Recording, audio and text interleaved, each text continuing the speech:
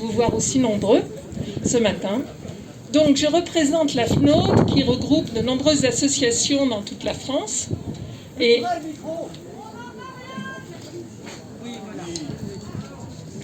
est-ce que vous m'entendez?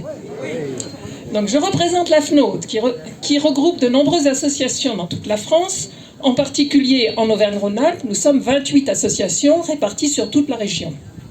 Nous défendons les usagers des transports et nous nous battons pour les transports publics terrestres et en particulier les trains.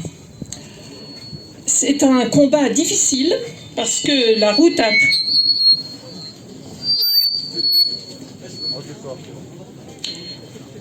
a très souvent... On obtient toujours des sous pour la route, mais pour le train, c'est toujours plus difficile. Mais la FNOT représente les associations aussi bien au niveau national, on est reconnu par les ministères, et au niveau régional, évidemment.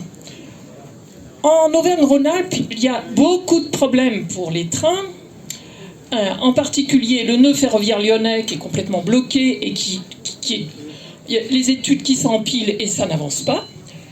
Les petites lignes qui sont nombreuses, pas seulement en Auvergne, aussi en Rhône-Alpes, et qu'on ferme tour à tour, y compris celle de la Brévenne.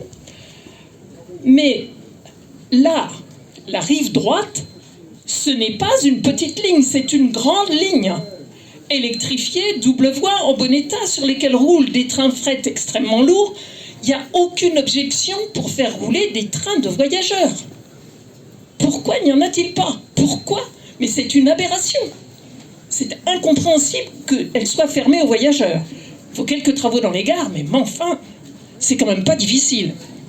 Donc, je félicite AUTE-RVR, tous les militants qui ont réussi à se rassembler pour la réouverture de cette ligne, et je vous assure de tout le soutien de la FNOT. À bientôt.